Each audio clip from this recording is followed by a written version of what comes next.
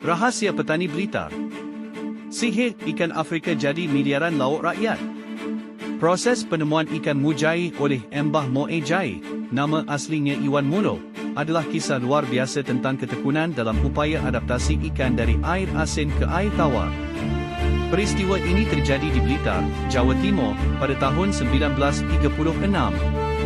Mbah Moe Jair tidak benar-benar menemukan spesies baru kerana ikan tersebut sudah ada.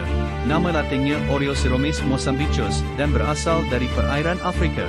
Namun, beliau adalah orang pertama di Indonesia yang berhasil mengembangbiakkan ikan air laut garis miring payau ini agar dapat hidup dan berkembang biak secara permanen di air tawar. Berikut adalah tahapan prosesnya. 1.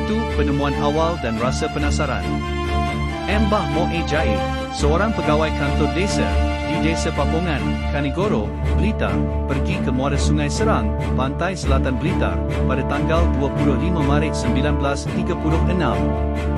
Beliau menemukan ikan kecil yang menarik perhatiannya kerana kebiasaan uniknya.